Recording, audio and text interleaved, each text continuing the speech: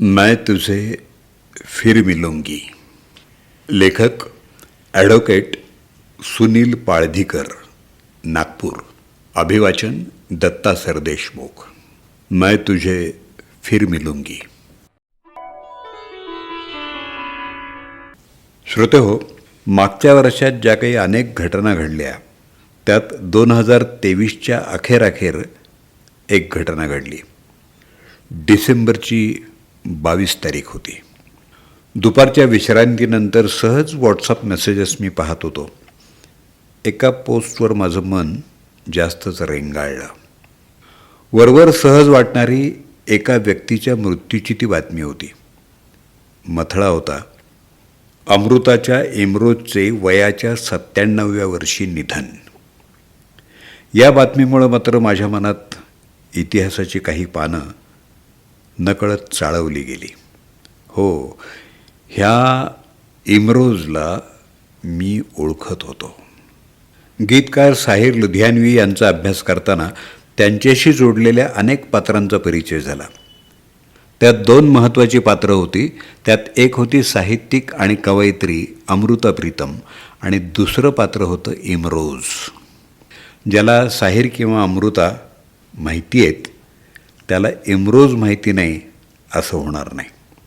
इमरोज जर कळायचा असेल तर त्याच्या भोवताली फिरणारी काही पात्रं आपल्याला माहिती असायला हवीत. साहिर लुधियानवी हा प्रसिद्ध शायर आणि हिंदी चित्रपट गीतकार होता.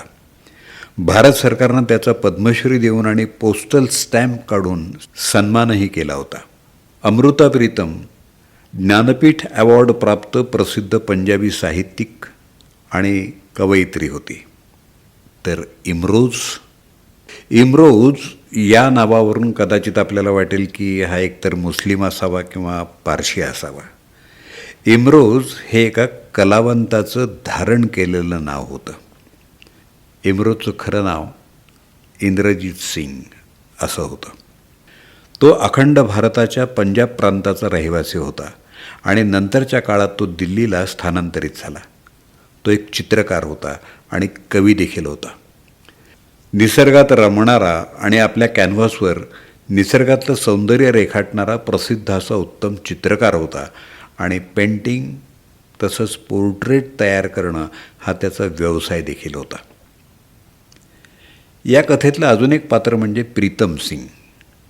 ही व्यक्ती बिझनेसमन होती. कुठलीही कला, साहित्य किंवा काव्य याच्याशी त्यांचा दुरान्वयही संबंध नव्हता. तसं पाहिलं तर अमृता प्रीतम ही विवाहित होती. तिचा प्रीतम सिंगशी विवाह झाला होता आणि त्यांना 2 मुलं देखील होती. कुठल्याच पातळीवर दोघांची मनं कधी जुळली नाहीत. कालांतरानं दोघं विभक्त झाली. एका कविसंमेलनाच्या निमित्तानं अमृता साहिरच्या संपर्कात आली आणि ती साहिरला आपलं दिल देऊन बसली. आणि इथून अमृता आणि साहिरच्या प्रेमाचा अध्याय सुरू झाला. अमृतानं साहिरला समोर ठेवून अनेक रचना केल्या आहेत. त्याचप्रमाणे साहिरचं काव्य देखील बहुतांशी अमृताभोवतीच फिरत राहिलं. अभी न जाओ छोडकर कि दिल अभी भरा नहीं यासारखी अनेक गाणी साहिरनं अमृतासाठी लिहिली. अमृता साहिरवर मनापासून प्रेम करत होती. अमृता प्रीतम ही उच्च दर्जाची कवयित्री होती आणि साहित्यिक देखील होती. तिच्या आखरी खत या काव्यसंग्रहाच्या मुखपृष्ठाच्या डिझाईनसाठी ती एका चांगल्या चित्रकाराच्या शोधात होती आणि त्यानिमित्तानं ती चित्रकार सेठी यांच्याकडे पोहोचली. पण सेठीजींनी हे काम इमरोज चांगल्या प्रकारे करू शकेल, तुम्ही त्यांना भेटा असा सल्ला दिला. ती इमरोजला त्यानिमित्तानं भेटली. पहिल्या भेटीतच अमृता आणि इमरोजच्या तारा जुळल्या. काही ना काही निमित्तानं त्यांच्या भेटी होऊ लागल्या. त्यांच्यामध्ये मैत्रीचं नातं निर्माण झालं. अमृता तिनं केलेल्या कविता इमरोजला ऐकवत असे. त्यात बहुतांशी कविता या साहिरसाठी लिहिलेल्या असत. ती साहिरसोबतच्या प्रेमाबद्दल इमरोजजवळ आपलं मन मोकळं करत असे. इकडं कळत नकळत इमरोज अमृताच्या प्रेमात पडला. ती सतत आपल्या सहवासात असावी असं त्याला वाटू लागलं. इमरोजला अमृता ही साहिरवर किती प्रेम करते याची पूर्ण कल्पना होती. साहिर सोडून ती इतर कुणाचा विचारही करू शकत नाही हेही त्याला माहिती होतं. इमरोजनं सदैव अमृता साहिर यांच्या प्रेमाचा आदरच केला. इमरोज एका ठिकाणी म्हणतो, मी अमृतावर प्रेम करतो म्हणून अमृतानेही माझ्यावर प्रेम केलंच पाहिजे असं आवश्यक नाही. आणि त्यामुळंच इमरोजनं कधी अमृताजवळ आपलं प्रेम व्यक्त केलं नाही. इमरोजला फक्त आणि फक्त आपलं प्रेम आपल्या सहवासात असावं एवढंच वाटत होतं. एक दिवस इमरोज अमृताला म्हणतो, मला तुझ्याबरोबर तुझ्या घरात राहायचं आहे. याबाबत अमृता आपल्या आत्मचरित्रात लिहिते, अमृता के संग रहने के लिए इमरोज ने उनसे कहा था. इस पर अमृता ने इमरोज से कहा कि पूरी दुनिया घूम कर आओ, फिर भी तुम्हें लगे कि साथ रहना है, तब मैं यहीं तुम्हारा इंतज़ार करती मिलूँगी. उस समय इमरोज ने अपने कमरे के 7 चक्कर लगाने के बाद उन्होंने अमृता से कहा कि घूम लिया दुनिया, मुझे अभी भी तुम्हारी ही साथ रहना है. आणि मग काय, इमरोज स्वतःचं आलिशान घर सोडून अमृताकडे राहायला आला. एकाच छताखाली घराच्या 2 वेगवेगळ्या खोल्यांमध्ये ते राहू लागले. इमरोज अमृतासोबत सावलीसारखा राहिला. तिच्यावर मनोमन प्रेम करत राहिला, पण कसलीही अपेक्षा न ठेवता. त्यानं कधी आपलं प्रेम अमृताजवळ व्यक्तच केलं नाही. अमृताकडे येणाऱ्या जाणाऱ्यांची वर्दळ असायची. प्रत्येक वेळी तिला त्रास होऊ नये म्हणून इमरोज स्वतः दार उघडायचा. ज्यांना इमरोज माहिती नव्हता त्यांना तो घरघडी वाटायचा. इमरोज सर्वांसाठी चहा नाश्त्याची व्यवस्था करत असे. उमा त्रिलोक अमृता आणि इमरोजची कॉमन मैत्रीण होती. ती लिहिते, मी इमरोजला विचारलं की या घरात येणारी मंडळी अमृताकडे आलेली असते, तू दार उघडतोस, चहा नाश्ता देतो, काही लोक तुला नोकर समजतात, तुला वाईट नाही का वाटत?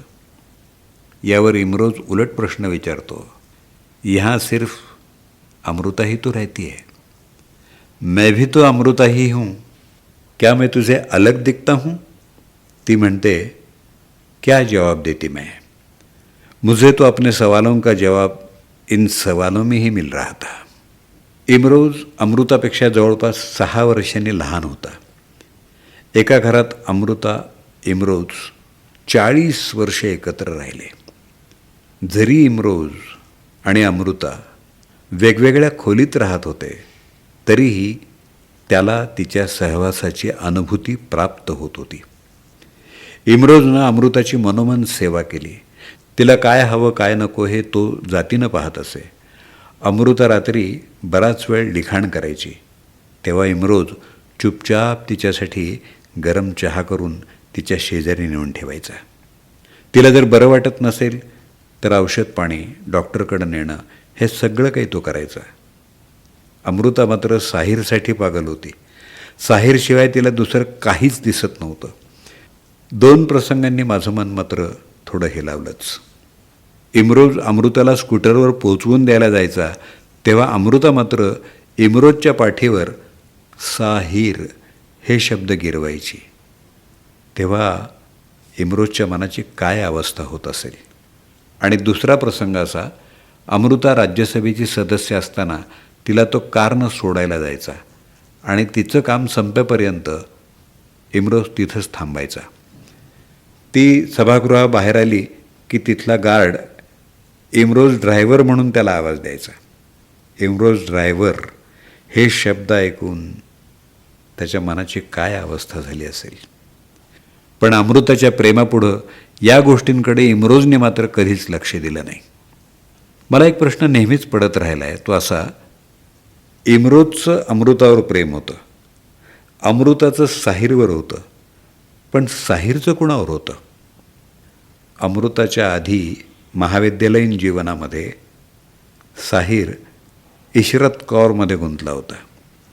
नंतरच्या आयुष्यात त्याच्या जीवनात अमृता आली. साहिर अमृताशी विवाह करू शकला असता, पण त्याने तो टाळला आणि त्याच काळात साहिर सुधा मल्होत्राच्या देखील प्रेमात पडला होता.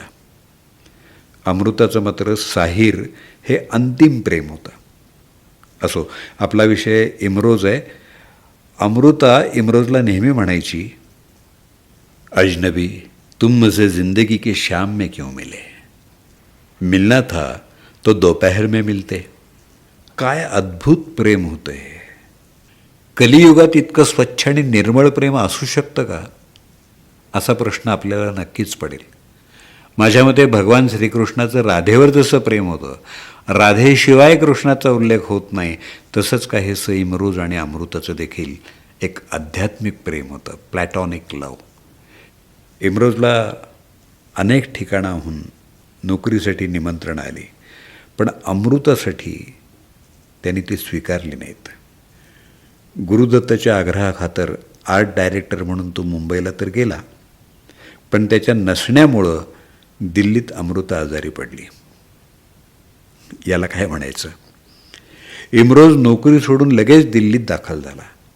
केवळ त्याच्या सहवासानं अमृता एकदम ठणठणीत बरी झाली. याचा अर्थ असा की अमृताचं देखील इमरोजवर एका सच्च्या मित्रासारखं प्रेम होतं. तसं पाहिलं तर अमृताच्या मुलांशी इमरोजचा काही संबंध असण्याचं कारण नाही, पण अमृता आणि प्रीतम सिंग यांच्या घटस्फोटानंतर इमरोजनं तिच्या मुलांचं संगोपन केलं, एका बापाचं छत्र दिलं. अमृताबरोबरच त्याचं अमृताच्या मुलांवरही प्रेम होतं, हेही यातून स्पष्ट होतं. अमृता असेपर्यंत इमरोज अमृता आणि तिच्या मुलांबरोबर राहिला आणि अमृताच्या मृत्यूनंतर स्वतः आयुष्यभर अमृता प्रीतमच्या मुलांबरोबर राहिला. अमृताच्या मुलांनीही इमरोजवर त्याच्या स्वतःच्या मुलांनी केलं असतं तसंच प्रेम केलं, हे स्पष्ट आहे. वर्तमानपत्रातल्या बातमीनुसार इमरोजच्या मृत्यूनंतर त्याला अग्नी देखील अमृता प्रीतमच्या नातीनं दिला. माझ्या मते साहिर, अमृता आणि इमरोज असा प्रेमाचा त्रिकोण कधीच नव्हता. इमरोज आयुष्यभर अमृतावर मनोमन प्रेम करत राहिला. ती असेपर्यंत त्याने तिची सेवा केली. नाहीतर 1980 साली साहिरच्या मृत्यूनंतर परिस्थिती वेगळी राहिली असती. साहिरच्या मृत्यूनंतर देखील अमृता साहिरच्याच प्रेमात राहिली. 2005 अमृताचं निधन झालं. तोपर्यंत इमरोज अमृता पूर्वीप्रमाणे एकत्रच राहिले. तिच्या मृत्यूवर इमरोजची प्रतिक्रिया बरीच बोलकी आहे.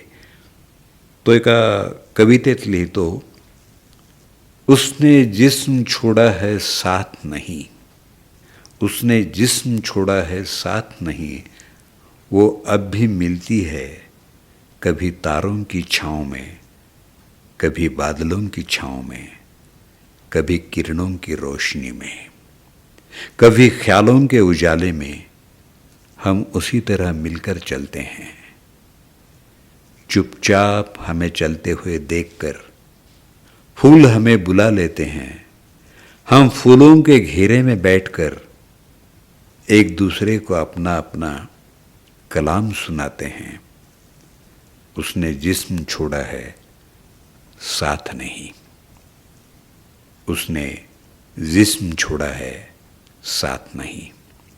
अमृतानं देखील मृत्यूपूर्वी एक सुंदर कविता इमरोजला समर्पित केली. मूळ कविता पंजाबीत आहे. मैं तेनू फिर मिलांगी, मैं तुझे फिर मिलूंगी, कहाँ कैसे पता नहीं, शायद तेरे कल्पनाओं की प्रेरणा बन तेरे कैनवास पर उतरूंगी, या तेरे कैनवास पर एक रहस्यमयी लकीर बन खामोश तुझे देखती रहूंगी.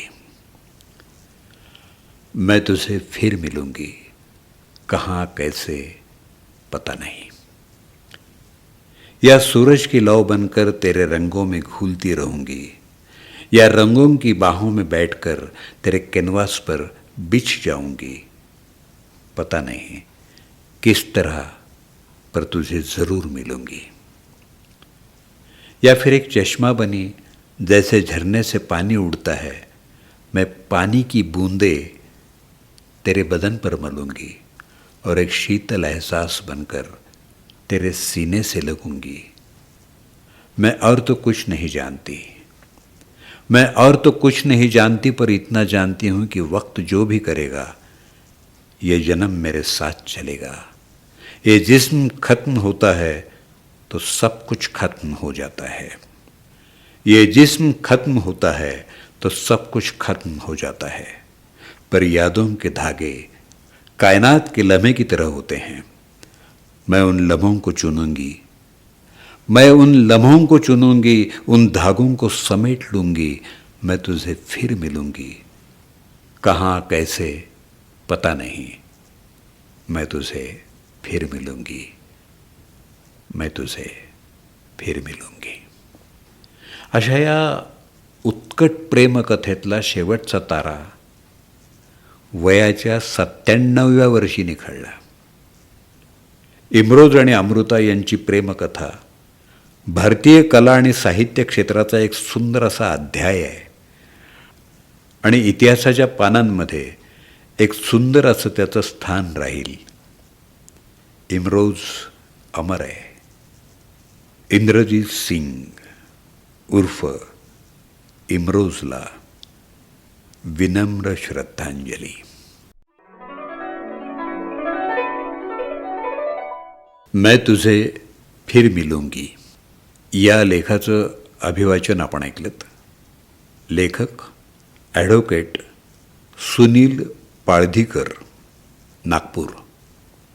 लेखन दिनांक 7 जानेवारी 2024. त्यांचा मोबाईल नंबर 9822692849. अभिवाचन दत्ता सरदेशमुख. 8329730186.